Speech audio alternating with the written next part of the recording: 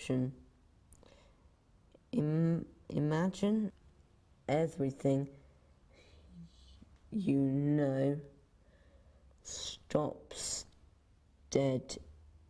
Frustrating, isn't it, listening to someone struggling to read?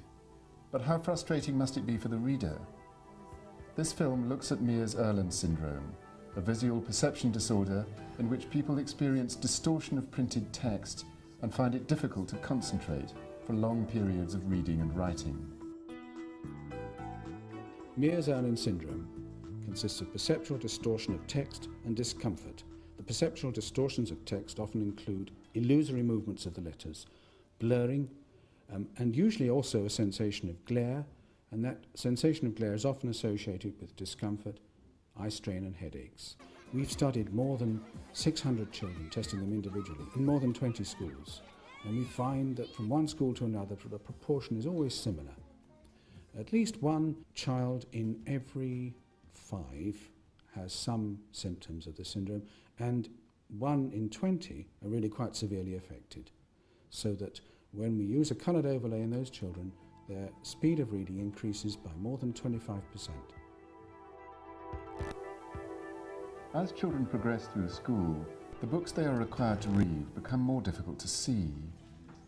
The print on the pages becomes smaller and more closely spaced. Also, children are required to work for longer periods, which increases the effects of the visual stress. Enough so you can place one overlay on top of another without the combination getting too dark. Combining overlays in this way allows you to make stronger colours when needed. There are several different ways you can test using overlays, but all find the best colour by a process of elimination.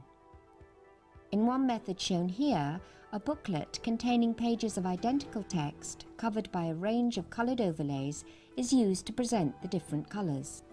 A sheet of the text with no overlay is placed beside the booklet, and each colour in the booklet is compared with this sheet of text. The child is asked which page is the clearest and most comfortable to look at. If the coloured booklet page is better, then an overlay of this colour is placed over the sheet of text. The next colour in the booklet is then compared with this. The sheet of text is always covered by the best colour so far. You do not have to use a booklet. You can use individual overlays instead, comparing each in turn with the best one so far. Whatever method you use, the purpose is to find the best overlay.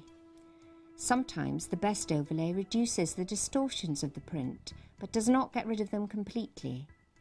If so, you can see whether a stronger colour is helpful. Now, imagine everything you know stops dead. Imagine winds don't blow. Imagine waves like oily skin and clouds not moving, tissue thin. Imagine heat trapped in the sun. Imagine blood which cannot run. Imagine heartbeats marking time in time and no longer part of time. Imagine everything you see beginning endlessly.